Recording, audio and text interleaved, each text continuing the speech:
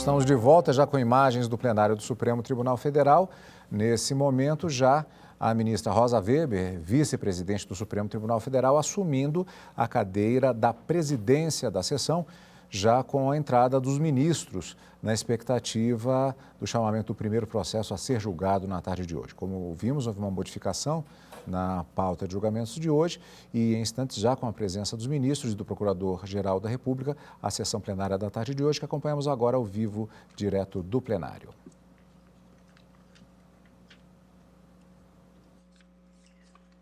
Podemos nos sentar. Uma boa tarde a todos. Declaro aberta a 17ª sessão ordinária do plenário do Supremo Tribunal Federal, nesse dia 8 de junho de 2022. Cumprimento nosso eminente decano, ministro Gilmar Mendes, ministro Ricardo Lewandowski, ministra Carmen Lúcia, ministro Dias Toffoli, ministro Luiz Roberto Barroso, ministro Edson Fachin, ministro Alexandre de Moraes, ministro Nunes Marques, ministro André Mendonça, senhor Procurador-Geral da República, doutor Augusto Aras, senhores servidores, eu faço na pessoa da nossa secretária, doutora Carmen Lilian, e todos que nos assistem.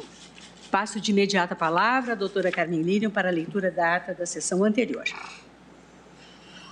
Ata da 16ª Sessão Extraordinária do Plenário do Supremo Tribunal Federal, realizada em 2 de junho de 2022. Presidência da senhora ministra Rosa Weber, vice-presidente. Presentes à sessão os senhores ministros Gilmar Mendes, Carmen Lúcia, Dias Toffoli, Roberto Barroso, Edson Fachin, Alexandre de Moraes, Nunes Marques e André Mendonça. Ausentes, justificadamente, os senhores ministros Luiz Fux, presidente, e Ricardo Lewandowski. Procurador-Geral da República, doutor Antônio Augusto Brandão de Aras. Abriu-se a sessão às 14h32, sendo lida e aprovada a ata da sessão anterior. Alguma observação ou reparo quanto à ata, senhores ministros? Nada havendo, declaro-a aprovada e, de imediato, apregou para continuidade de julgamento o recurso extraordinário 999.435, proveniente de São Paulo, sob a relatoria, à época, do ministro Marco Aurélio, em que recorrentes a Empresa Brasileira de Aeronáutica S.A., Embraer, e também recorrente ELEB Equipamentos Limitada, e recorrido o Sindicato dos Metalúrgicos de São José dos Campos e região. Esse processo, ele se insere nos objetivos da ODS 8, Trabalho Decente e Crescimento Econômico, e a ODS 16, Paz, Justiça e Instituições Eficazes. E neles estamos a discutir o tema 638 da repercussão geral, que diz com a necessidade de negociação coletiva para a dispensa em massa de trabalhadores. Há 18 processos sobrestados quanto a esse tema, na origem, por óbvio. Relembro, a partir da papeleta, que após o voto do ministro Marco Aurélio, relator, que dava provimento ao recurso extraordinário da Embraer e da ELEB para, reformando o acórdão recorrido, assentar a desnecessidade de negociação coletiva, considerada dispensa em massa de trabalhadores, e estabelecia a seguinte tese, aspas, a dispensa em massa de trabalhadores prescinde de negociação coletiva, fecha as aspas, no que foi acompanhado pelos ministros Nunes Marques e Alexandre Moraes. E do voto do ministro Edson Fachin, que negava provimento ao recurso, o julgamento foi suspenso. Na continuação, ao registro de que, após o voto do ministro Luiz Roberto Barroso, que divergia do ministro Marco Aurélio, e negava provimento ao recurso extraordinário, acompanhando, portanto, a divergência aberta pelo ministro Luiz Edson Fachin, pediu vista dos autos o ministro Dias Toffoli. Registro que nesse processo há impedimento do eminente ministro Luiz Fux, por isso estou a presidir o julgamento. Passo, então, a palavra ao ministro Dias Toffoli, renovando minha saudação, para que apresente seu voto vista. Boa tarde, senhora presidente, senhora ministra Carmen Lúcia, senhores ministros, senhor advogado, ao senhor procurador-geral da República, senhoras e senhores advogados que se manifestaram nos autos, senhoras e senhores. Senhora presidente, vou rememorar um pouco o caso, que teve início de julgamento em maio de 2021, e sintetizarei meu voto. Trata-se de recurso extraordinário interposto pela Empresa Brasileira de Aeronáutica, Embraer, com fundamento no 102.3, a linha A da Constituição, em face de acórdão do TST, no qual se assentou que a dispensa coletiva não constitui direito potestativo do empregador, nos termos dos artigos 1º, inciso 3 e 6, 5º, 23, 6º, 8º, incisos 3 e 4, e 170, incisos 3 e 8, da Constituição Federal, sendo obrigatória a negociação coletiva prévia. Negociação coletiva prévia, por se tratar de ato afeto ao direito coletivo, não individual do trabalho, com relevantes impactos social, econômico, familiar e comunitário.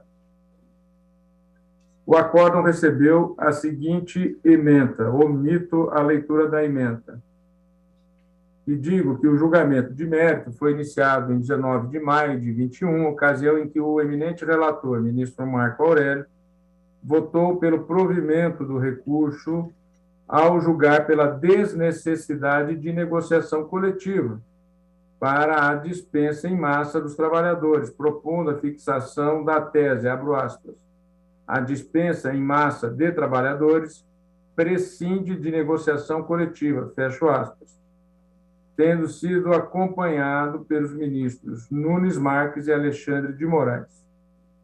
A divergência foi aberta pelo voto do eminente ministro Luiz Edson Fachin. Negando o provimento ao recurso, Sua Excelência mantinha a decisão do TST em todos os seus termos, no sentido da obrigatoriedade de negociação coletiva prévia à demissão em massa de trabalhadores. Na sequência, o eminente ministro Luiz Roberto Barroso acompanhou a divergência do ministro Edson Fachin, ocasião em que apresentou a seguinte tese de julgamento. Abro aspas, a intervenção sindical prévia é exigência procedimental imprescindível para a dispensa em massa de trabalhadores, que não se confunde com autorização prévia por parte da entidade sindical ou celebração de convenção ou acordo coletivo, fecho aspas. Naquela sessão, pedi vista dos autos para melhor analisar.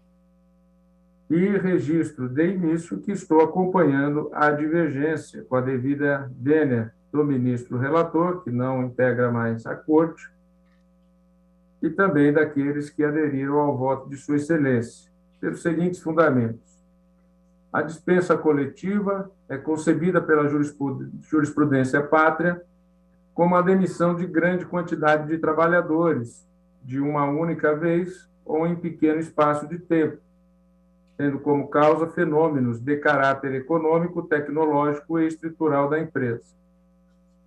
Cito Cláudio Janotti da Rocha, abro aspas, a dispensa coletiva, por seu turno, fica caracterizada quando o empregador não atinge um empregado ou um grupo determinado de trabalhadores, mas sim vários empregados indeterminados, por meio de ato único ou sucessivo, caso em que, a depender do número de trabalhadores afetados, a própria sociedade sofre impactos sociais, econômicos e jurídicos. Na dispensa coletiva, o empregador atinge trabalhadores não em virtude de suas características pessoais ou por um determinado ato por eles praticado, mas por uma necessidade empresarial de ordem econômica. Fecho a citação. Devido à abrangência do tema, recorro a paradigmas do direito comparado. A dispensa coletiva ocorre em França quando são desligados ao menos 10 empregados no período de 30 dias, conforme disposto no artigo L. 1233-46 do Código do Trabalho.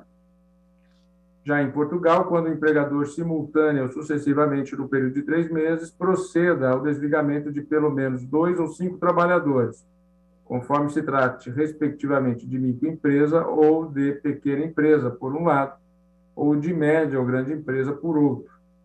Artigo 359 do Código do Trabalho. E nos Estados Unidos, quando são desligados ao menos 50 empregados em empresas que ocupam no mínimo 100 trabalhadores no período de 30 dias, conforme o Worker Adjustment and Restraining Notification Act. Em todos eles, o quantitativo para a dispensa é notoriamente menor que a quantidade de trabalhadores demitidos no caso em análise. Segundo a petição inicial, estima-se que a demissão coletiva recaia sobre cerca de 4.400 pessoas, o que evidencia com mais vigor, a dimensão do impacto do número de trabalhadores dispensados, gerando infortúnios individuais, sociais, econômicos. No Brasil, anteriormente à Lei 13.647 de 2017, conhecida como Reforma Trabalhista, a consolidação das leis do trabalho não regulamentava de forma expressa a dispensa coletiva, dispondo apenas acerca da modalidade individual.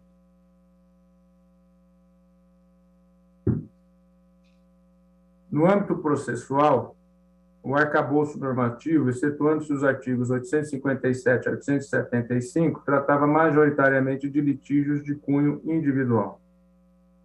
Com a edição da aludida lei, foi introduzido na CLT o artigo 477-A, cujo teor é o seguinte: as dispensas imotivadas individuais, plurimas ou coletivas, equiparam-se para todos os fins, não havendo necessidade de autorização prévia de entidade sindical ou de celebração de convenção coletiva ou acordo coletivo de trabalho para sua efetivação. Pois bem, digo que, ao contrário da redação conferida pelo legislador brasileiro, há normas internacionais que são precisas em determinar a quantidade, o lapso temporal, bem como a obrigatoriedade de negociação coletiva prévia como condição de validade da dispensa em massa, submetendo-a ao controle do Poder Judiciário. Desse modo, imperioso notar que a desoneração das empresas em abrir diálogos e firmar negociações com os sindicatos e trabalhadores não se coaduna, como bem estabelecido pelo Tribunal Superior do Trabalho, com a ordem constitucional pátria. Nesse sentido, ressalta-se que o texto constitucional é expresso em determinar em seu artigo 8º que, abro aspas, ao sindicato cabe a defesa dos direitos e interesses coletivos ou individuais da categoria, inclusive em questões judiciais ou administrativas, fecho aspas. A Constituição, além de estabelecer critérios para a proteção do trabalhador, busca garantir a defesa da ordem econômica e financeira, fixando entre os objetivos dessa salvaguarda a busca do pleno emprego.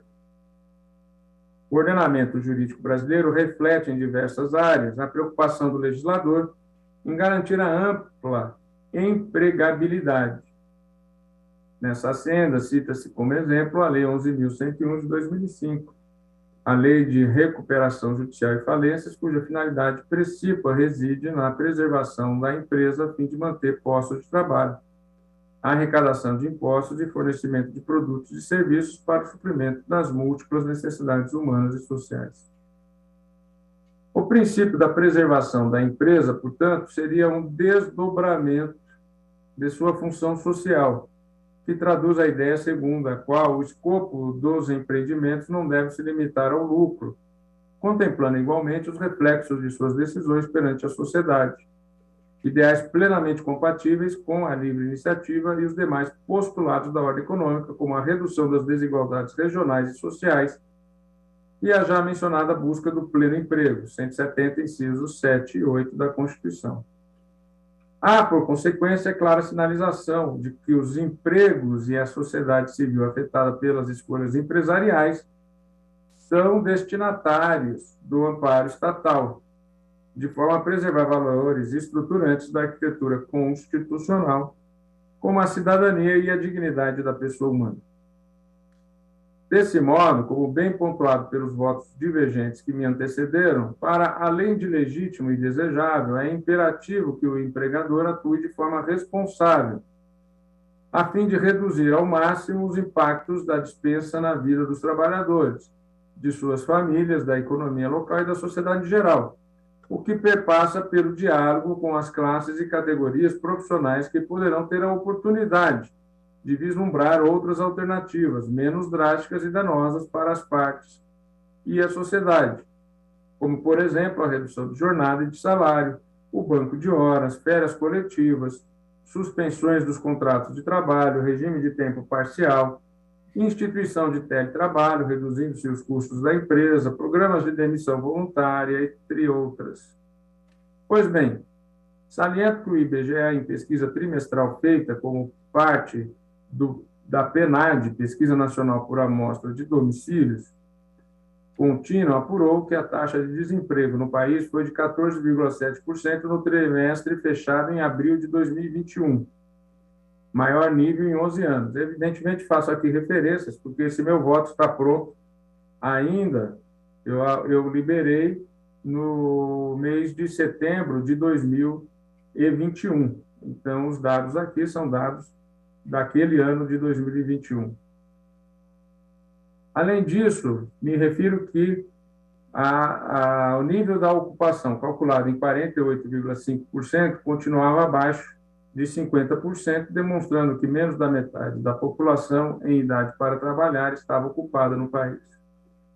Pois bem, a taxa de desemprego teve quedas, evidentemente, cito aqui fontes, e nessa mesma senda, eu mais adiante digo que a Corte Interamericana de Direitos Humanos estabeleceu, por meio da Resolução 1/2020, de 10 de abril de 2020, cunhada de, abro aspas, pandemia e direitos humanos nas Américas, fecho aspas, estímulo para que os seus Estados-membros garantam rendas e meios de subsistência a todos os trabalhadores, priorizando a proteção dos empregos, dos salários, da liberdade sindical e da negociação coletiva, bem como outros direitos laborais e sindicais. A negociação coletiva, traduzida pelo diálogo entre os empregadores e as partes atingidas pelos reveses geradores da dispensa coletiva, representadas pelas entidades sindicais, legitimadas para a defesa dos direitos e interesses coletivos ou individuais da categoria, inclusive em questões judiciais ou administrativas, bem como para as negociações coletivas de trabalho. Tem um condão de buscar outras soluções e saídas menos drásticas e prejudiciais aos trabalhadores, suas famílias e à comunidade em geral, podendo assim resultar no maior bem-estar social. Com base nessas reflexões, reputo imprescindível a participação prévia dos sindicatos profissionais, como requisito de validade das dispensas coletivas, por imperativo constitucional no que tange à garantia do pleno emprego, ao valor social do trabalho, bem como ao disposto no artigo 8º 3 da Constituição Federal, o qual requer-se investir os sindicatos de legitimidade para a defesa dos direitos e interesses coletivos ou individuais das categorias profissionais. De outro vértice, ao contrário de macular o princípio da livre iniciativa, a medida trará vantagens também ao empregador, que, por meio do diálogo e técnicas de negociação, e aqui vale frisar, não se trata de pedir autorização ao sindicato, mas de envolvê-lo em um processo coletivo com foco na manutenção de empregos, poderá encontrar soluções alternativas ao rigor das dispensas coletivas, evitar a incidência de multas, contribuir para a recuperação e o crescimento da economia do país, ou da região, ou do município, bem como para a valorização do trabalho humano e a existência digna, cumprindo de modo efetivo a sua função social. Com esses apontamentos, entendo, assim como o eminente ministro Luiz Roberto Barroso, que não há uma vinculação propriamente dita, mas sim o dever de negociar, o que também me leva a acompanhar o voto divergente inaugural proferido, prolatado pelo ministro Edson Fachin, no sentido de negar provimento ao recurso extraordinário em sua conclusão, registrando por oportuno que o TST ressalvou o caso concreto e instituiu uma regra apenas para o futuro. É importante destacar isso. O TST, ele ressalvou o caso concreto e instituiu uma regra pro futuro, no sentido qual eu omiti a leitura do acordo, mas o julgado do TST, tanto que recorrente é a empresa, foi no sentido de exigir a negociação coletiva. Negociação coletiva. Aqui eu estou na toada do voto divergente do ministro Luiz Roberto, não no sentido de exigir-se uma negociação coletiva do ponto de vista técnico, mas sim o dever de negociar, ou seja, a necessidade, sim, de envolver um processo coletivo de ouvir o sindicato previamente. E por isso, senhora presidente, senhoras e senhores ministros, ante o exposto com a devida vênia do eminente ministro Marco Aurélio e dos eminentes ministros que o acompanharam, filio-me ao entendimento divergente no sentido conclusivo de dispositivo pelo desprovimento do presente recurso extraordinário. Contudo, pelos fundamentos de meu voto, adiro à tese de repercussão geral proposta pelo eminente ministro Luiz Roberto Barroso, em verbis, abro aspas, a intervenção sindical prévia é exigência procedimental imprescindível para a dispensa em massa de trabalhadores, que não se confunde com a autorização prévia por parte da entidade sindical ou celebração de convenção ou acordo coletivo, fecho aspas. É como voto, senhora presidente. Muito obrigada, ministro Dias Toffoli, que votou acompanhando a divergência aberta pelo ministro Luiz Edson Fachin. Eu, antes de passar a palavra à ministra Carmen Lúcia, eu só quero registrar ou sanar a minha omissão quando apregoei o feito, porque são tantos os interessados e eu omiti os nomes respectivos que terminei omitindo também o segundo recorrido, que é o Sindicato dos Trabalhadores nas Indústrias de Construção de Aeronaves, Equipamentos Gerais Aeroespacial, Aeropeças, Montagem e Reparação de Aeronaves e Instrumentos Aeroespacial do Estado de São Paulo. Então, fica sanada a omissão.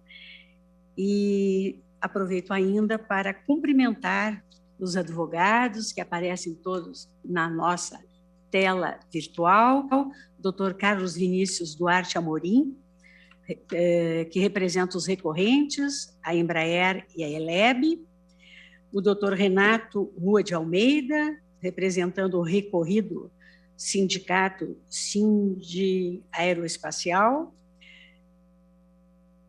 Vejo ainda o Dr. Mauro Menezes, pelos interessados, Sindicato dos Trabalhadores das Indústrias Metalúrgicas, Siderúrgicas, Mecânicas e também outras entidades sindicais. E ainda o Dr. Eduardo Albuquerque Santana, representando a interessada Confederação Nacional da Indústria. Se outro estiver presente, também considere-se cumprimentado por essa presidência. Agora sim, ministra Carmen Lúcia, passo a palavra a Vossa Excelência. Obrigada, presidente, a quem cumprimento. A pessoa de Vossa Excelência, cumprimento os senhores ministros, cumprimento o senhor Procurador-Geral da República, senhores advogados, especialmente esses que estão acompanhando como interessados e representando as partes nesse julgamento. Senhora presidente, o ministro Dias Toffoli já fez a lembrança, trouxe a lembrança do que está aqui sendo objeto do julgamento, de continuidade deste julgamento, nesse recurso extraordinário interposto pela Empresa Brasileira de Aeronáutica, Embraer, exatamente para discutir a necessidade ou a imprescindibilidade ou não da presença, de haver a negociação no sentido amplo, no diálogo com a presença dos sindicatos profissionais antes da dispensa em massa. Eu serei extremamente breve, porque farei a juntada de votos, senhora presidente. Neste voto, eu fiz uma incursão sobre algo do direito comparado no sentido legislado em outros estados soberanos. No caso brasileiro, nós temos o princípio da função social da propriedade, que determina que a preservação da empresa se coadune exatamente com a necessidade de se ter em vista esta finalidade.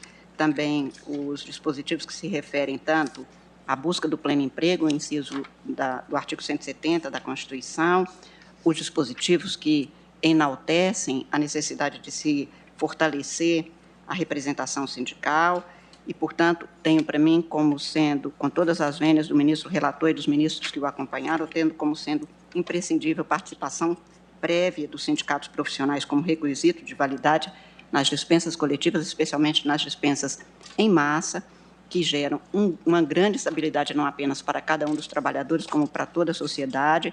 Esta negociação na fórmula que foi apregoada aqui, especialmente a partir do voto e da proposta de tese do ministro Barroso, a quem estou acompanhando, no sentido de ser imprescindível o diálogo democrático nos termos da Constituição, no cenário constitucionalmente estabelecido, o que não significa que se tenha uma autorização como vinculante para o resultado.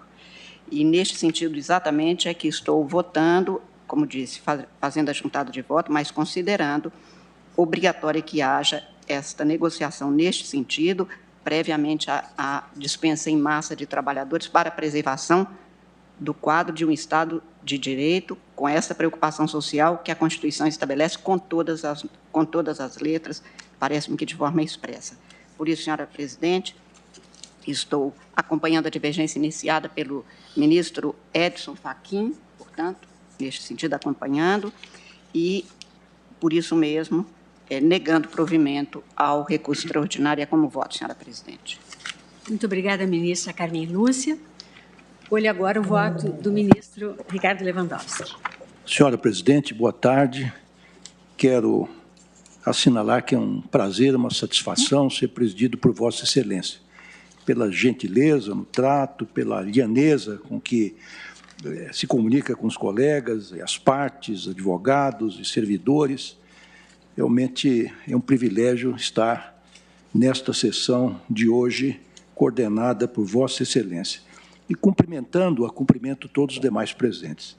Senhor presidente, trago um voto escrito, mas, para ser breve, gostaria de ater-me aos termos do acórdão contestado nesta ação, do qual sublinharei pequenos trechos.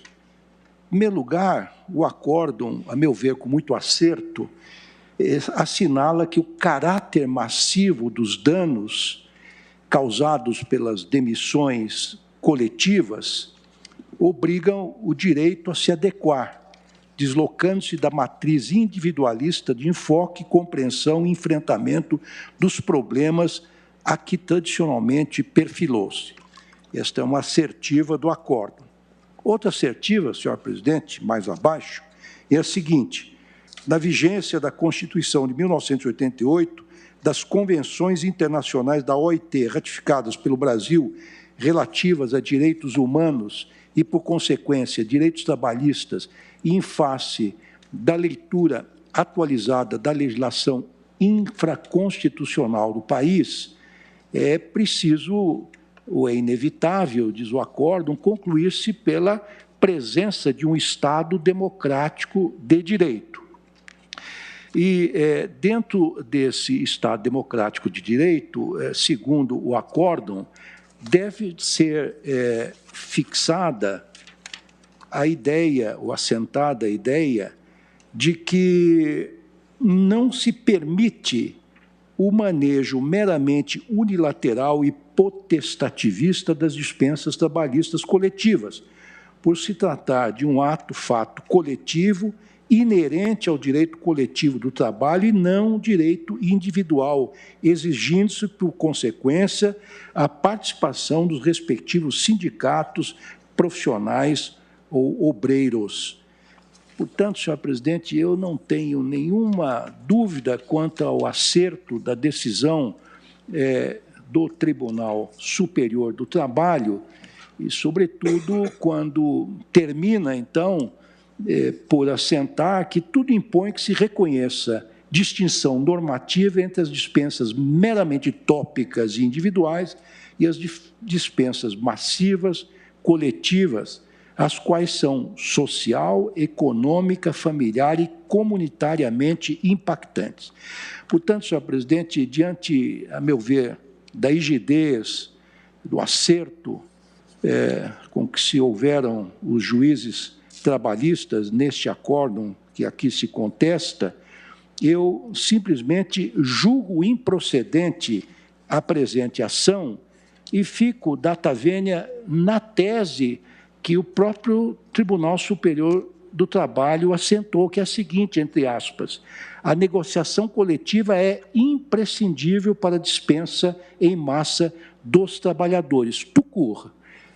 Simplesmente ficaria nesta assertiva, senhora presidente, que me parece adequada para o caso que estamos a julgar. E como o ministro Dias Toffoli muito bem assentou, também, com bastante razoabilidade, essa tese foi fixada para o futuro, de maneira que não tenho nenhum reparo a fazer e repito, portanto, julgo improcedente, acompanhando a divergência aberta pelo eminente ministro Edson Fachin, a qual acompanho integralmente. Muito obrigada, ministro Ricardo Lewandowski. Colho agora o voto do nosso decano, ministro Gilmar Mendes. Boa tarde, presidente. Também a cumprimento pela cuidadosa direção dos trabalhos e já vou ao mérito da questão, ressaltando, presidente, que, como já falamos, inclusive, na semana passada, o Constituinte de 88 valorizou as convenções e os acordos coletivos de forma enfática, reconhecendo-os como direito fundamental dos trabalhadores, artigo 7º, inciso 26 da Constituição, e elevando-os a instrumento essencial da relação trabalhista. O protagonismo da autonomia negocial coletiva é tamanho que o texto de 88 chegou a mencionar expressamente direitos sociais trabalhistas que podem ser conformados ou reconformados por negociação coletiva, como a irredutibilidade do salário, 7º, 6º, e a duração da jornada de trabalho, artigo 7º, 13 e 14. Essa convivência entre, de um lado, direitos sociais com âmbito de proteção claramente marcados pelo direito e, de outro, a clara opção do Constituinte de privilegiar a força normativa dos acordos e convenções coletivas de trabalho, obviamente dá ensejo a colisões e concorrências fundamentais, o que explica o porquê de a jurisprudência recente deste Supremo Tribunal Federal ter reconhecido, sob a sistemática de repercussão geral, várias questões constitucionais e surgidas a partir desse pano de fundo, o exercício da autonomia da vontade coletiva vis-à-vis direitos trabalhistas com sede constitucional.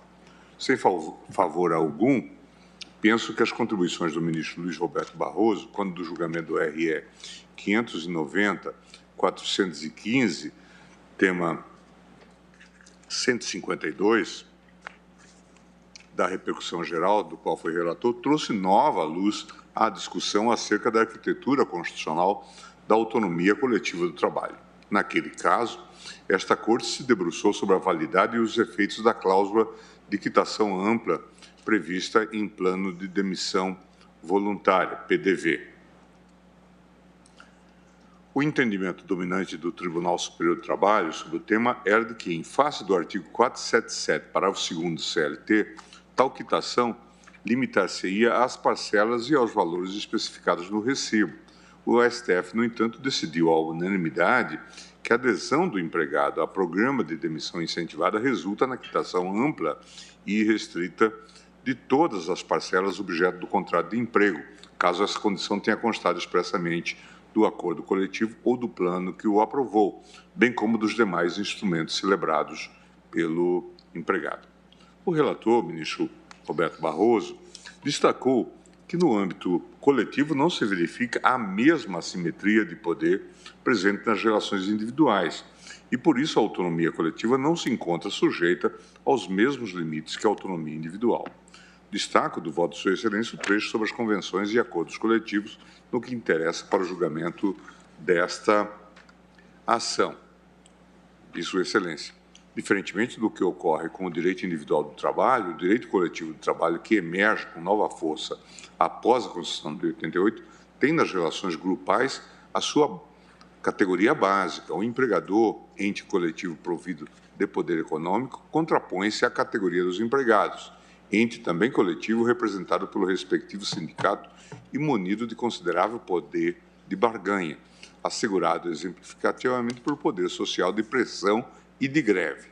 No âmbito do direito coletivo, não se verifica, portanto, a mesma assimetria de poder presente nas relações individuais de trabalho. Por consequência, a autonomia coletiva da vontade não se encontra sujeita aos mesmos limites que a autonomia individual. E, prosseguindo, diz Sua Excelência ainda, a transição do modelo corporativo autoritário, essencialmente heterônomo, para um modelo justo trabalhista mais democrático e autônomo tem por marco a Carta de 88. A Constituição reconheceu as convenções e os acordos coletivos como instrumentos legítimos de prevenção e de autocomposição de conflitos trabalhistas, inclusive para a redução de direitos trabalhistas.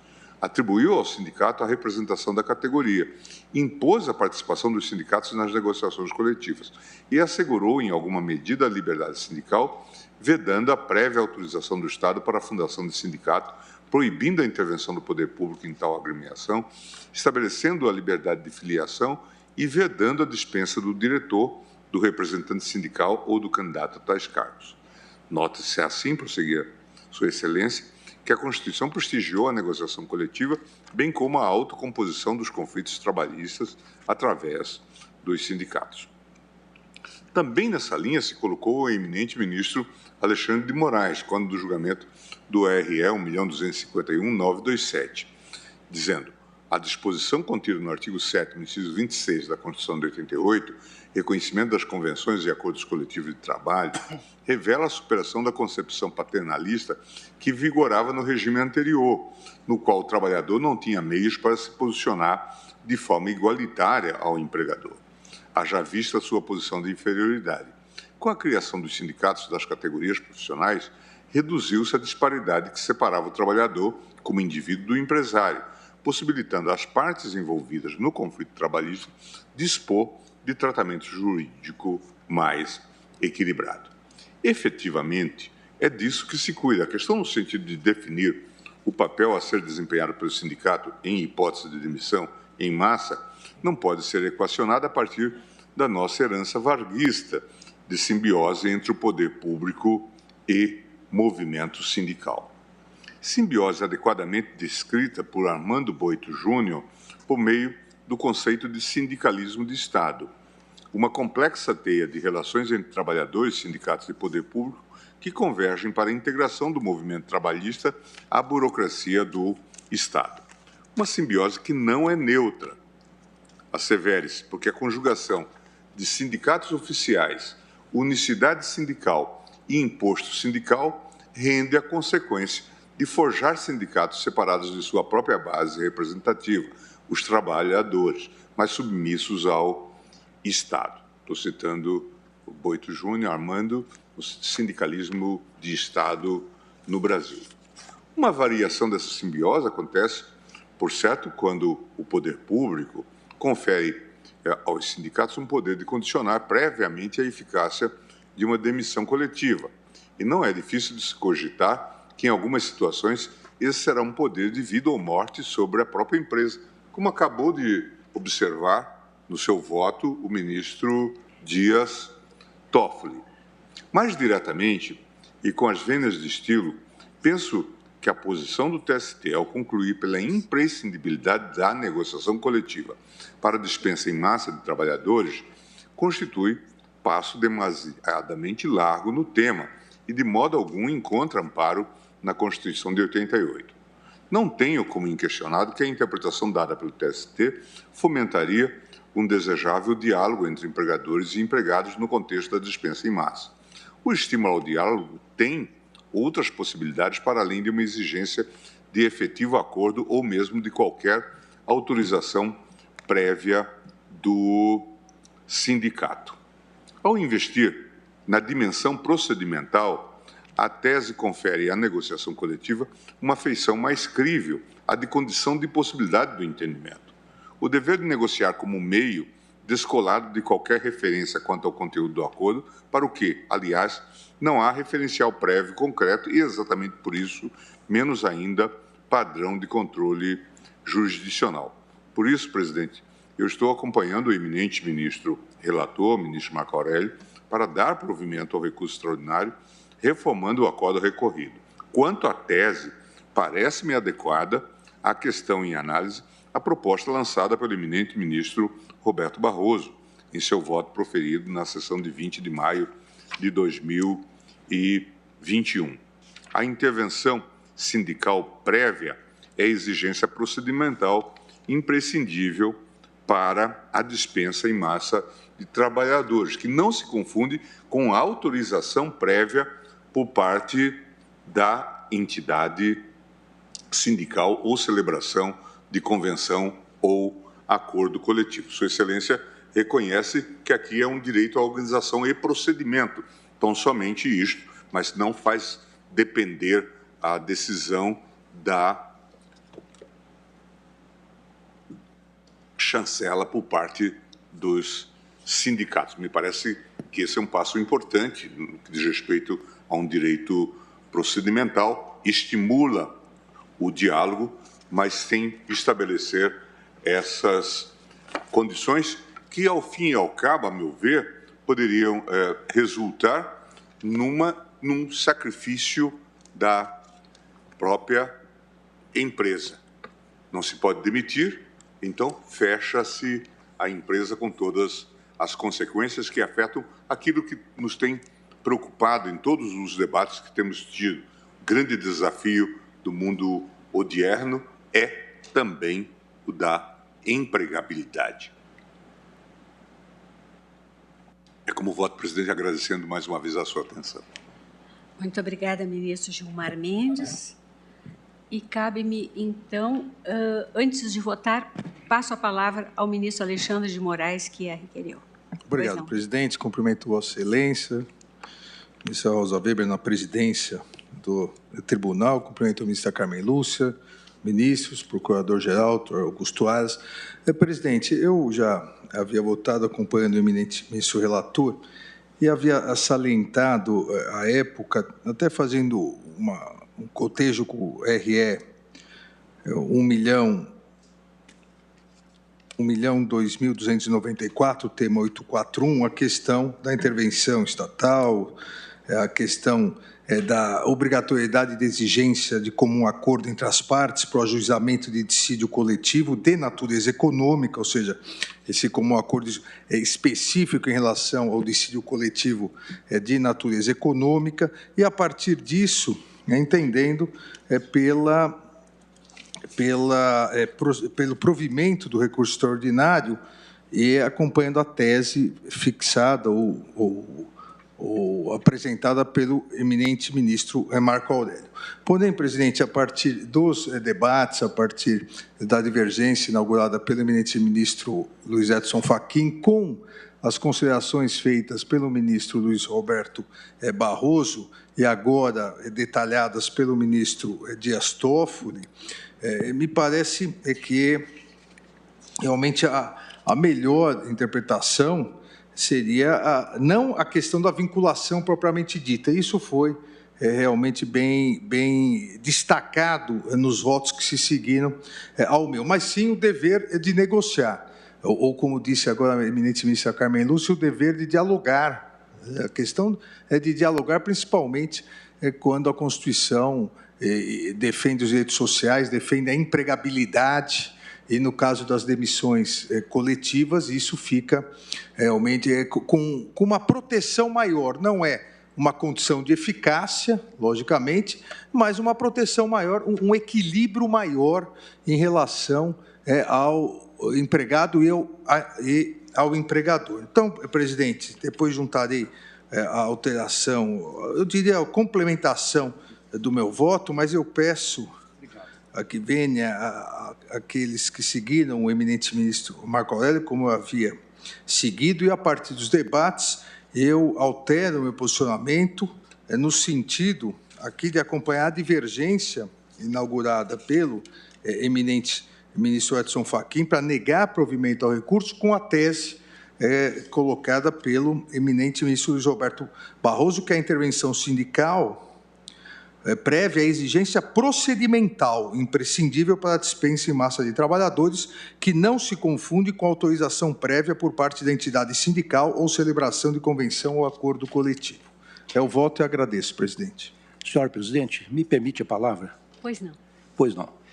Senhor presidente, eu, primeiro, louvo a atitude do eminente ministro Alexandre de Moraes em voltar atrás com relação ao seu ponto de vista anterior. É algo que faço também de forma bastante frequente após ouvir os debates. Acho que é uma humildade que todos nós temos que ter em nossa função judicante.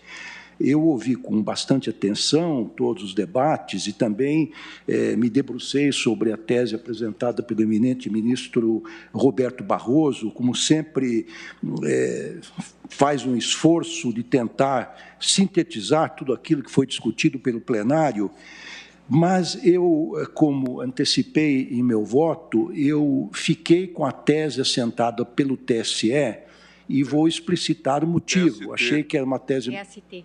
Perdão, estou com a cabeça na minha segunda atividade. Todos estamos. Nós vivemos hoje intensamente a justiça eleitoral pelo TST, né? E fiquei, que é uma tese minimalista, que é a seguinte: a negociação coletiva é imprescindível para a dispensa em massa dos trabalhadores.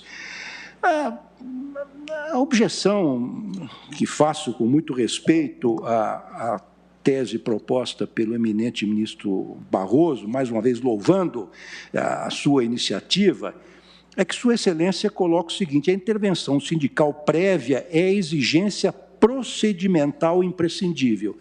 Tenho um pouco de receio quanto a essa expressão exigência procedimental.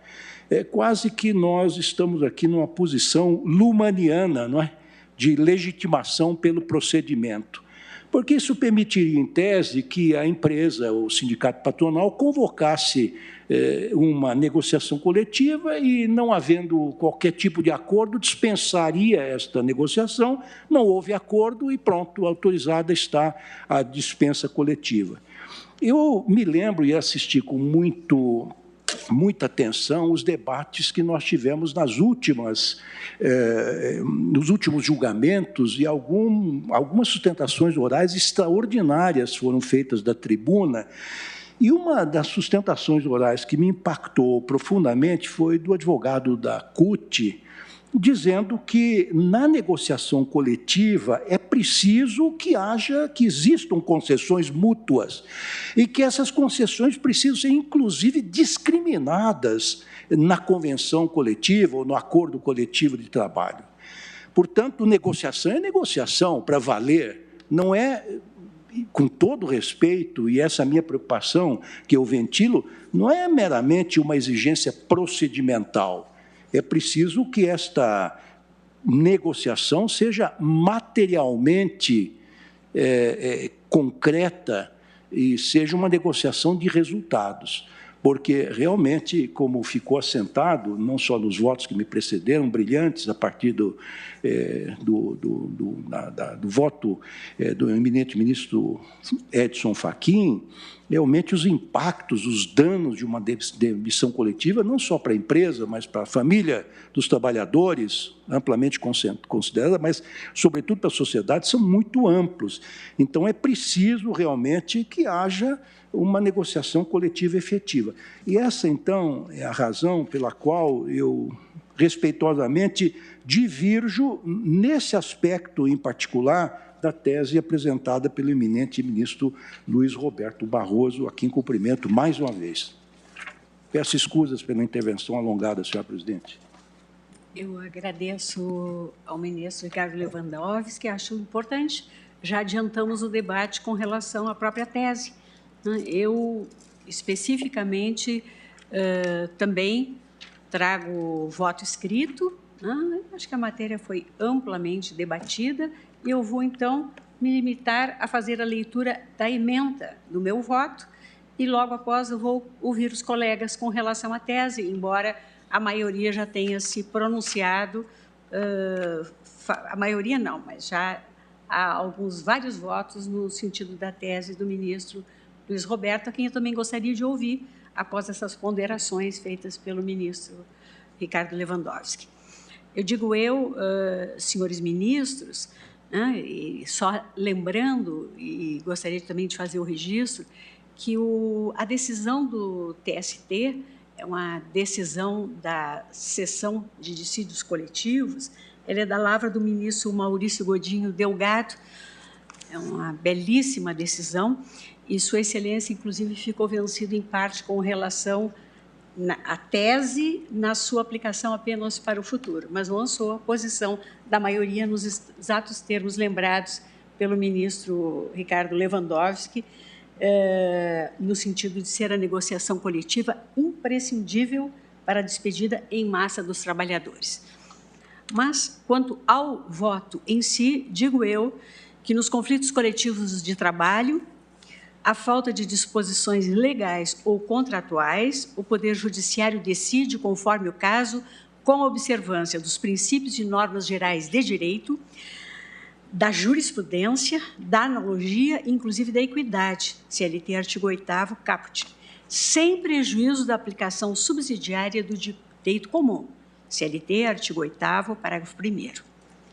Em sede doutrinária e jurisprudencial, como aqui também foi bem ressaltado no belíssimo voto vista do ministro Dias Toffoli, a dispensa coletiva é caracterizada como rompimento simultâneo por iniciativa do empregador de múltiplos contratos de trabalho por razões objetivas da empresa, de caráter econômico, tecnológico, estrutural ou análogo, com redução do quadro de trabalhadores duradoura ou permanente.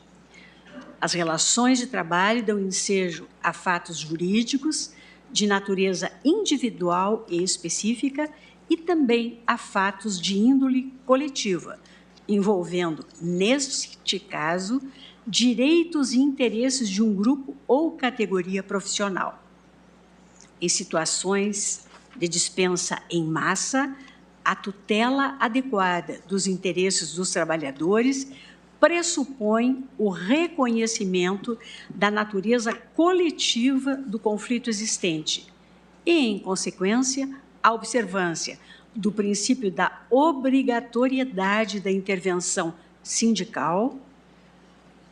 Nossa Constituição Federal, em seu artigo 8º, inciso 6, assim disciplina, como forma de restabelecer o justo equilíbrio entre os polos antagônicos e assegurar a isonomia entre as partes. Em situações de dispensa em massa, o empregador tem o dever jurídico, fundado no princípio da boa-fé objetiva, de adotar todas as medidas necessárias a minimizar o dano sofrido pela coletividade de trabalhadores afetada. Para tanto, imprescindível a intervenção sindical, destinada a assegurar a defesa dos interesses e direitos coletivos ou individuais da categoria. Constituição Federal, artigo 8º, inciso 3. diante do quadro de crise enfrentado pela empresa, em face de circunstâncias econômicas, estruturais, tecnológicas ou conjunturais do negócio, impõe-se ao empregador, como dever mínimo de proteção, observar as medidas de mitigação do dano, cumprindo, pelo menos, os deveres de informação, consulta, cooperação, proteção e cuidado, entre outras medidas de proteção fundadas no princípio da boa-fé objetiva. A dispensa promovida pelas empresas Embraer e Eleb Equipamentos Limitada, realizada sem prévia tentativa de solução negociada, mostra-se abusiva e atentatória à dignidade da pessoa humana, configurando transgressão manifesta aos princípios da boa-fé objetiva e da confiança, bem assim ao postulado da obrigatoriedade da intervenção sindical em conflitos de perfil coletivo. Constituição Federal, artigo 8º, inciso 6.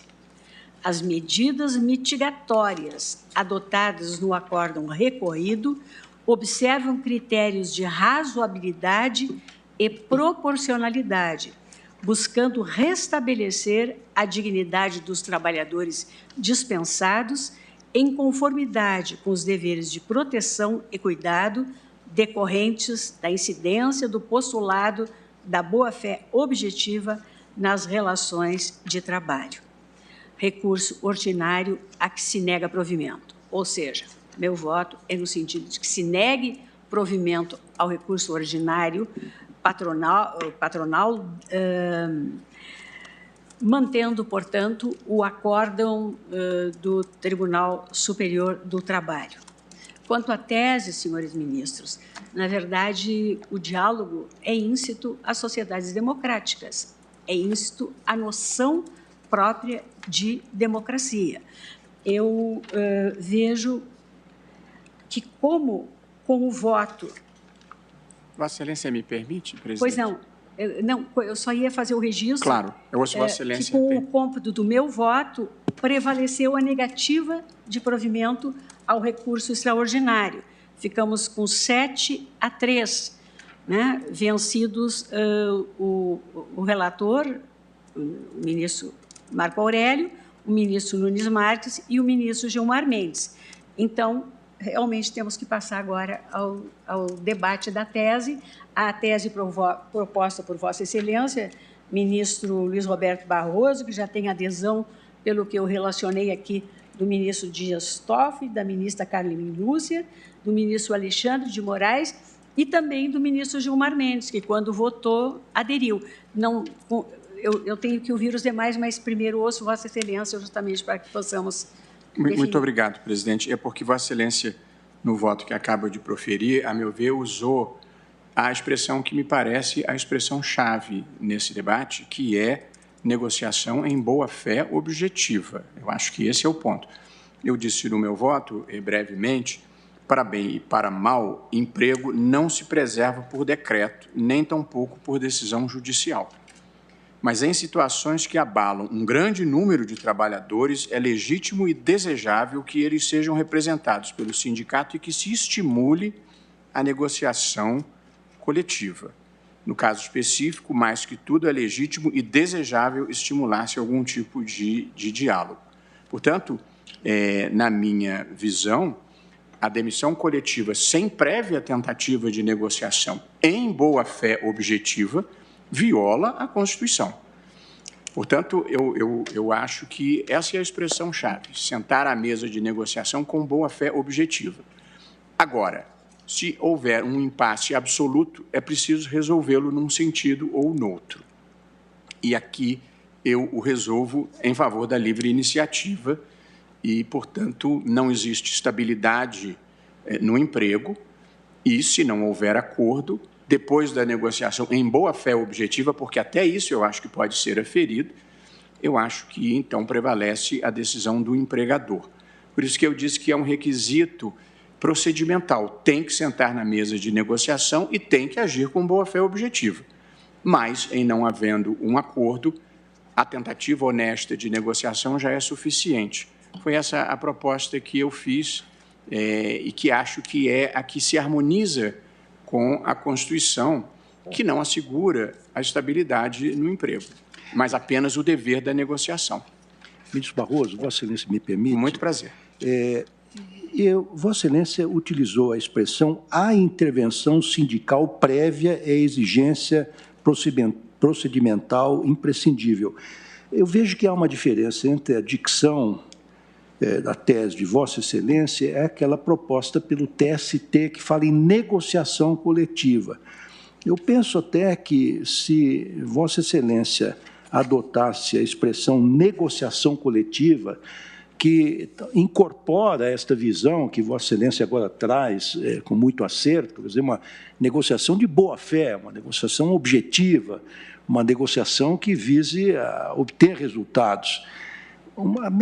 Porque aí a negociação me parece, data vênia, ser a expressão, quiçá, mais adequada e talvez resolvesse o impasse, pelo menos no qual eu estou enredado aqui. Vossa Excelência sugere que ao invés de intervenção... A negociação coletiva prévia.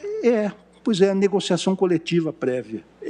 Se os colegas que me acompanharam estiverem de acordo, eu não tenho dificuldade em reajustar, porque essa é a ideia mesmo.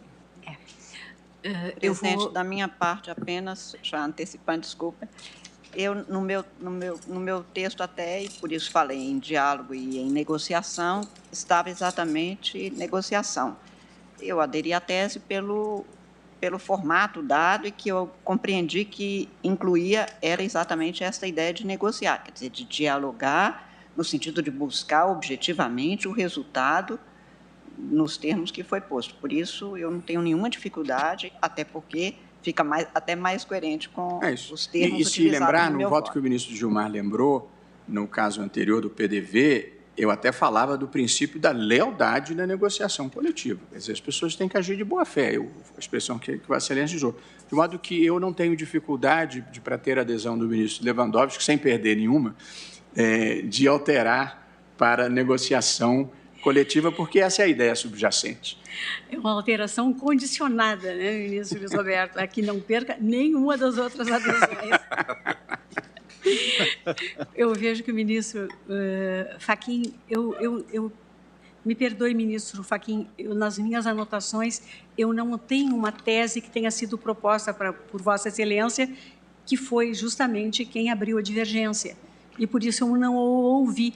Eu fiquei aqui só com a tese trazida pelo ministro Luiz Roberto e a proposta pelo ministro Ricardo Lewandowski. Por isso não aludi a tese de Vossa Excelência. É que, senhora presidente, o ministro Luiz Roberto Barroso é um tesista convicto.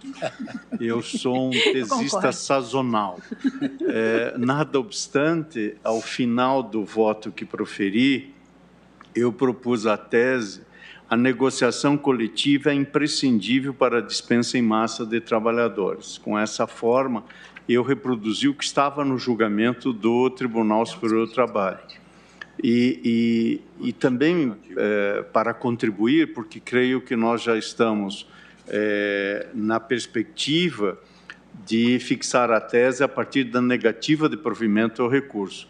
Eu gostaria de subscrever o teor das duas intervenções feitas pelo ministro Ricardo Lewandowski. A primeira, que explicitou a diferença entre as duas teses, que é uma diferença que me parece substancial, mas também a segunda, indo em direção à redação proposta pelo ministro Roberto Barroso e encontrando um denominador comum com a expressão negociação coletiva ao invés de intervenção sindical, que é também a direção na qual me posto e, portanto, adoto esta formulação, tendo em vista que abria divergência.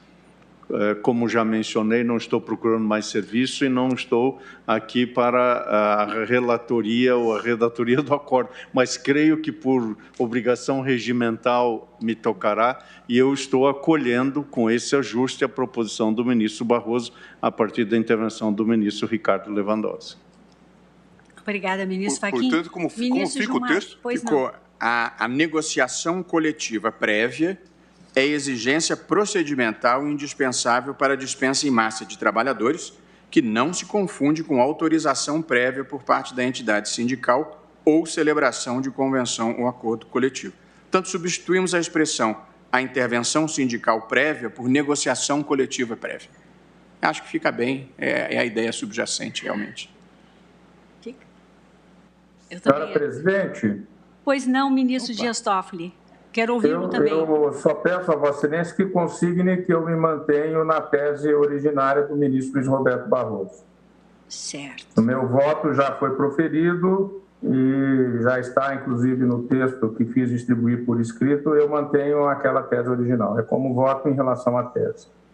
Pois não, ministro Dias Toffoli. Pois não, ministro. Eu queria também fazer uma observação, porque nos termos dessa alteração, todo voto divergente do eminente, ou a tese do eminente Luiz Roberto Barroso era na necessidade de se realizar o diálogo. Isso.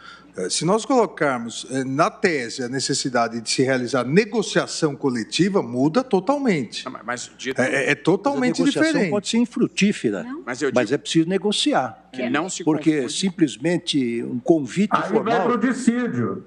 Senão vai para o dissídio. Porque, na verdade, até o procedimento é diverso, é um outro procedimento. É que a Constituição é expressa, até quando o ministro Luiz Roberto fez, eu abri para relembrar, o artigo 114, parágrafo 1º da Constituição Federal, diz com todas as letras, frustrada a negociação coletiva, as partes poderão eleger árbitros. No parágrafo 2º, recusando-se qualquer das partes à negociação coletiva ou à arbitragem, é facultado às mesmas, de comum acordo, ajuizar dissídio coletivo de natureza econômica, podendo a Justiça do Trabalho... Mas aí, então, nesse caso, nós vamos gerar o outro procedimento. Eu não me refiro a dissídio coletivo.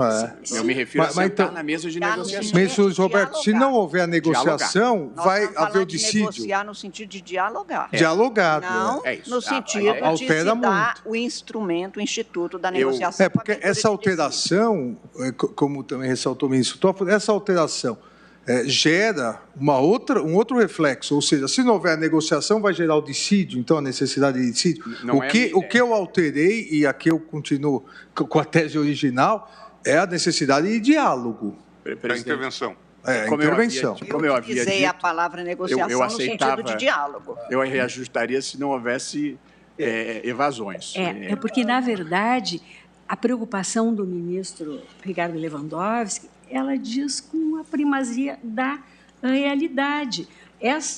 A nossa tese não pode apenas consagrar algo formal que não teria o menor sentido. Bom, vamos fazer a dispensa coletiva, chama o sindicato. A minha ideia é sentar na mesa de negociação, não é um dissídio coletivo. No mínimo, não. Eu quis dizer que a saída, não havendo a negociação coletiva, até porque hoje os dissídios coletivos, o ajuizamento está condicionado ao interesse comum, né? De comum acordo, ambas as partes ajuizarão. Isso. Mas não havendo, seria não haverá. Um impasse. A primeira solução da Constituição seria uma arbitragem. Agora, veja bem, um mero convite para a entidade sindical sentar à mesa de negociações sem a boa-fé objetiva é absolutamente inócuo. Mas, presidente, eu fiz a conta aqui, nós, em favor da tese original, temos 5, a votação está 5-3-2. Nós estamos ainda na fase do debate. Não, eu sei, eu reajustaria, mas verdadeiramente, se negociação coletiva tiver o significado de um dissídio coletivo formalizado, não é isso que eu quis dizer. Não, mas não há, ministro Barroso, data vênia, porque, como a eminente presidente acabou de ler, os desdobramentos só se darão se houver um comum acordo entre as partes, senão não se prossegue. E eu também entendo que nós temos que usar o mais possível a linguagem da própria Constituição. Não podemos falar em diálogo ou utilizar qualquer outro termo. Negociação coletiva é um termo constitucional consagrado e nós sabemos no que consiste e quais são as suas repercussões jurídicas.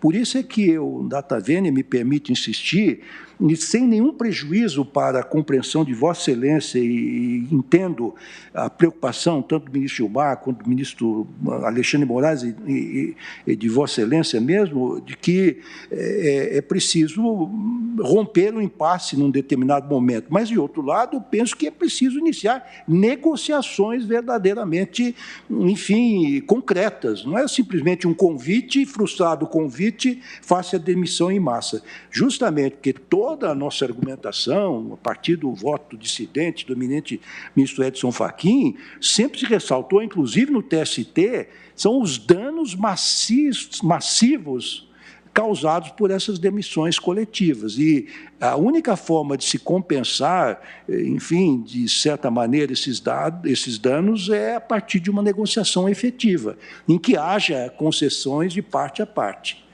Agora, claro, ad impossibilia nemo tenetur. Se não houver acordo, parte-se para, enfim, para os finalmente. A questão delicada aqui, que resulta de considerações que fizemos nos vários votos, é que se nós burocratizarmos, e nós sabemos que isso é uma estrutura burocrática ao longo do tempo, nós deixamos como alternativa um bloqueio no processo decisório que leva, eventualmente, ao desaparecimento da empresa, como alternativa, que é o problema da empregabilidade. Eu vi, presidente, eu acompanhei a Alemanha Oriental. O direito do pleno emprego. Era esse modelo idealizado, direito de pleno emprego. Sabe como que se fabricava um carro na Alemanha Oriental? Levando uma peça, uma a uma, numa roldana, até chegar àquele outro ponto. Qual é o resultado? A Alemanha Oriental fechou.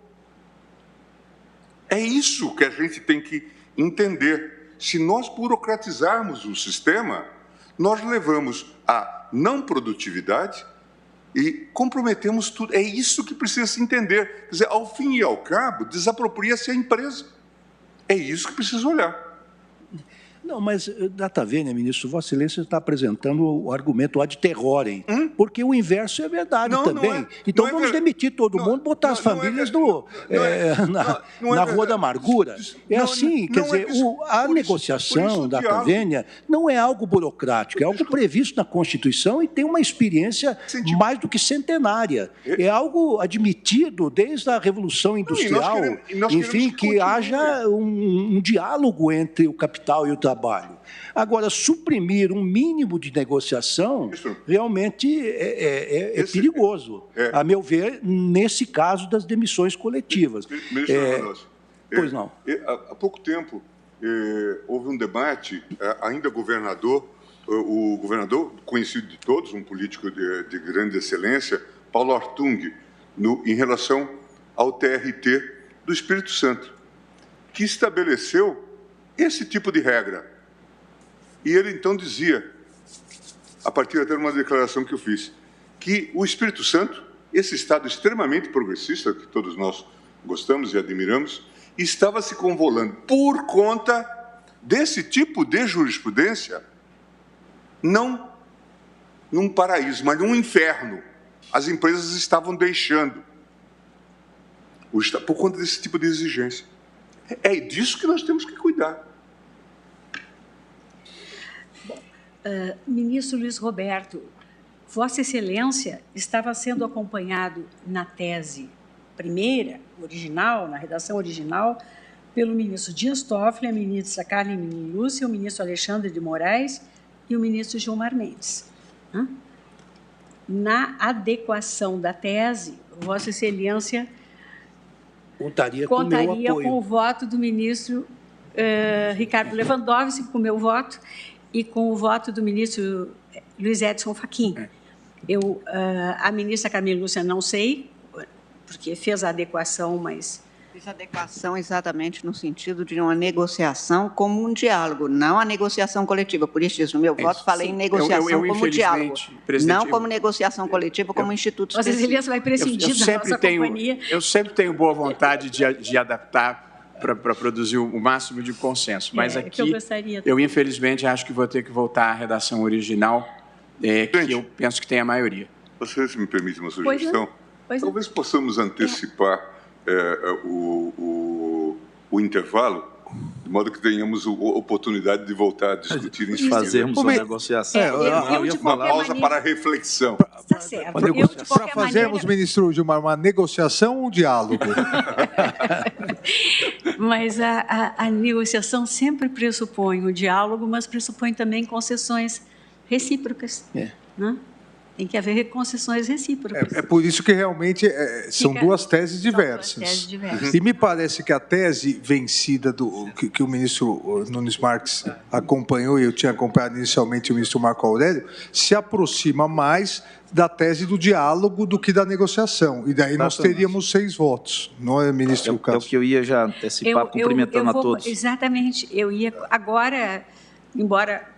Né? Não, por favor. Ponderando a sugestão do ministro Gilmar Mendes, eu ia perguntar como se posiciona o ministro Nunes Marques e até cogitar da participação eventual do ministro André Mendonça na tese, porque, de fato, o ministro Marco Aurélio, Vossa Excelência, ministro André, não está participando em função da relatoria do ministro Marco Aurélio, que apresentou uma tese, mas vencida a posição, Vossa Excelência terá que se manifestar também com relação à tese. Pois não, ministro Nunes Marques? Cumprimento todos na pessoa da nossa presidente, e era exatamente o meu pensamento, na esteira do raciocínio que eu construí no meu voto, ele se aproxima mais na confecção da tese formulada pelo ministro Roberto Barroso. Ou seja, há necessidade, sim, de abertura do diálogo, mas... Na eventualidade desse diálogo ser infrutífero, ele não pode ser um óbice à concretização de uma realidade posta. Diante de todas as considerações também feitas em relação à ausência de lei que transponha toda aquela estrutura que já é concebida em relação ao direito individual para esse caso que tratamos aqui de demissão coletiva, eu não tenho dúvida que, entre as duas teses, a linha de raciocínio que eu construí fica muito mais próxima da manutenção do caráter procedimental desta negociação. Então, o caráter procedimental eu acho indispensável. Eu acho sem prejuízo de compormos ao final, mas já adianto que na tese acompanha o ministro Barroso. Obrigada, ministro Nunes Marques. E ministro André. Se me permite, então, diante da gentileza e concessão de Vossa Excelência e do plenário, eu, ouvindo os debates e sabendo da preocupação também, que é justificável, o próprio ministro Lewandowski, o ministro Fachin, que trouxeram aspectos relevantes e que nos chamam a atenção em relação à boa-fé. Pressupõe-se a boa-fé objetiva nessa procedimentalidade. Acho que todos nós estamos em consenso com isso. Mas penso também, aderindo à tese inicial trazida pelo ministro Barroso, que essa abertura do diálogo e essa procedibilidade já seria suficiente para o encaminhamento da questão e, em eventual impasse, a adoção das medidas demissionárias pertinentes. Obrigada, ministro. André, então, está solucionado. Posso proclamar o resultado, no sentido de que o Supremo Tribunal Federal, por maioria de votos, negou o provimento ao recurso extraordinário, vencidos os ministros Marco Aurélio e os ministros Nunes Marques e Gilmar Mendes.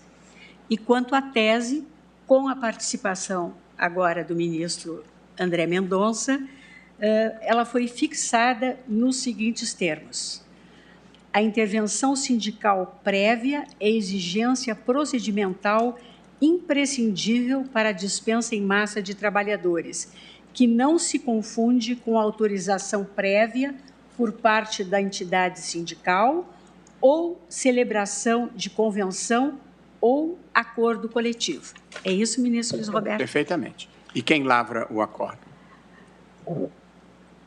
Com relação à tese, o ministro Luiz Edson Fachin tem sempre se manifestado no sentido de que a tese espelha a posição majoritária, mas eu ouço Vossa Excelência. Tinha entendido que... Senhora Presidente, se me permite, tanto em ações diretas, com muitos dispositivos questionados, em que há divergências, sempre se deve prestigiar o relator. E o dispositivo vitorioso foi o do relator.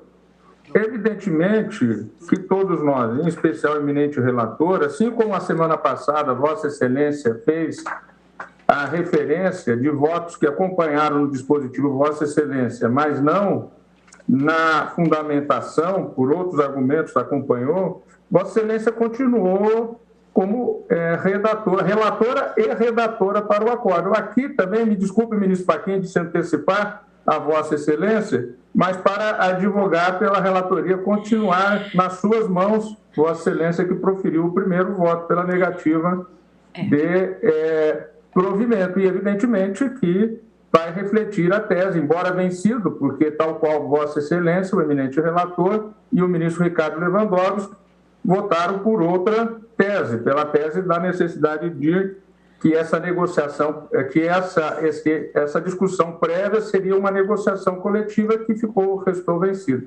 A minha opinião, com a experiência de quem já se sentou na cadeira da presidência, é que a relatoria continua com o ministro Luiz Edson Fachin, com as devidas vezes. Tem todo o meu apoio.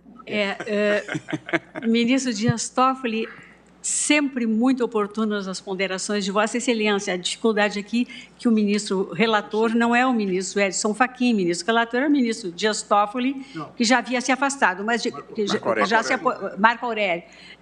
Mas o ministro Marco Aurélio dava provimento. O primeiro voto, no sentido de negar provimento, e regimentalmente não tem a menor o primeiro dúvida. voto. Não há a menor dúvida. A divergência foi aberta pelo ministro Luiz Edson Fachin. E, se Vossa Excelência bem observar, eu estava sugerindo ao ministro Luiz Edson Fachin que ele dissesse sim, redigirei o acórdão, né? Porque estava ponderando que Sua Excelência sequer, mesmo quando não está de acordo com a tese prevalecente, entende que a tese traduziu a compreensão majoritária do plenário. Por isso, eu volto a consultar, e se Vossa Excelência não disser lavrarei o acordo com muito gosto, vou designá-lo redator do acordo, ministro Luiz Sérgio. Senhora Presidente, diante da manifestação de Vossa Excelência, desse diálogo frutífero sobre a relatoria do acordo, evidentemente que seguirei na direção apontada por Vossa Excelência. Então... Senhora Presidente, pela ordem. Pois não. Eu pediria que Vossa Excelência consignasse em ata que eu fiquei parcialmente vencido na tese, na medida em que eu propus a substituição da expressão intervenção sindical por negociação coletiva, inclusive porque o acórdão do TST termina justamente com essa expressão. A douta maioria decidiu fixar a premissa para caso futuro de que a negociação coletiva é imprescindível. Portanto, até acho que nós estamos modificando em parte a decisão do TST. Talvez fosse o caso de procedência parcial. Mas é que, ministro Lewandowski, na verdade, o TST, no caso concreto, não acolheu, só para o futuro. Por isso que nós estamos mantendo a decisão do TST. Tá bem. Então, de qualquer maneira, eu peço a Vossa Excelência que consigne que eu fiquei vencido em parte na tese, propondo a substituição dessa expressão que, a mim, me parece estar vendo, é mais técnica e é uma expressão que a Constituição abriga. Presidente, Vossa Excelência me permite? Pois não, ministro. Embora eu já tenha aquecido com a questão específica da relatoria, e acho que, do ponto de vista regimental, a manifestação do ministro Dias Toffoli é irrespondível, todavia, essa intervenção que faz agora o ministro Ricardo e também a latere, brevemente, o ministro Luiz Roberto Barroso, explicitam a seguinte ordem de ideias. Eu votei abrindo divergência para manter o sentido, o alcance da decisão do Tribunal Superior do Trabalho. A tese aqui acolhida pela maioria, em meu modo de ver, altera substancialmente a conclusão do Tribunal Superior do Trabalho. e, portanto, eu teria que, a rigor, redigir o voto que já está muito bem redigido pelo ministro Luiz Roberto Barroso. Portanto, eu retifico a minha posição, senhora presidente, e entendo que é mais consentâneo com o sentido da deliberação agora tomada, que se registre que a maioria pelo não provimento de todos os votos que Vossa Excelência já computou e que a tese vencedora desloca, tendo em vista a substancialidade da diferença para o eminente ministro Luiz Roberto Barroso. Porém, se a maioria entender que deva eu ser o redator, farei consignando que restei também vencido quanto à tese, por entendê-la coerente com a decisão do TST e não subscrevo a alteração substancial que se fez com a tese adotada pela maioria, que obviamente é de ser respeitada sempre. Essa questão é muito interessante, porque, na verdade, quando nós negamos provimento, aí eu tenho uma pequena divergência com o ministro Ricardo Lewandowski, quando nós negamos provimento ao recurso extraordinário, a rigor, nós mantivemos o decidido pelo Tribunal Superior do Trabalho naquilo em que ele decidia ali de posta. Mas, como bem observou o ministro Luiz Roberto Barroso, a tese do TST, por maioria, tinha efeitos prospectivos. Ela não altera a lide que nós apreciamos. E, por isso, com todo o respeito, me parece que pode ser mantida, sim, a redatoria do acordo com Vossa Excelência. Nós negamos provimento ao recurso extraordinário. Agora, na fixação da tese, Vossa Excelência vai expressar, do meu ponto de vista, a tese da maioria, a não ser que haja uma conciliação entre o ministro Luiz Roberto e Vossa Excelência, uma negociação com concessões recíprocas e passo a redatoria ao ministro Luiz Roberto. Eu acho que o ministro Toffoli tem razão no comentário que fez, mas eu acho que o relator é que tem que ter a prerrogativa de dizer se tem conforto ou não, de sustentar aquele ponto. E se o ministro Fachin não tiver conforto, eu serei o relator, o redator para acórdão com prazer. E se Sua Excelência tiver conforto, eu o apoio também. De modo que acho que a decisão é do relator, tem conforto ou não tem conforto. Presidente, portanto, nós estamos aqui dialogando e eu acho que esse é o verdadeiro sentido de um diálogo frutífero. Creio que a decisão, como não poderia deixar de ser, que prevalece a decisão da maioria, registrando-se as posições vencidas. E eu, obviamente, tenho conforto em fazer o registro da posição majoritária e redigir o acordo sem nenhum problema. Acolho a ponderação de Vossa Excelência. E eu lhe encaminho o arquivo eletrônico, se quiser transcrever a ementa ou alguma coisa que considere útil. Já tomei as notas. Obrigado. Eu procedi exatamente dessa forma no caso dos quilombolas que eu relembrei a semana passada, né? Porque a tese que nós, né, que há alguma, e eu faço sem dúvida o registro, porque ia fazer a ministra Lewandowski, que quanto à tese ficava vencida junto com Vossa Excelência, em parte, e agora com o ministro Luiz Edson Fachin, pela compreensão de que a intervenção sindical prévia, a expressão, deveria ser substituída por negociação coletiva. Então, encerrado o julgamento, agradecendo a todos, suspendo a sessão na forma regimental.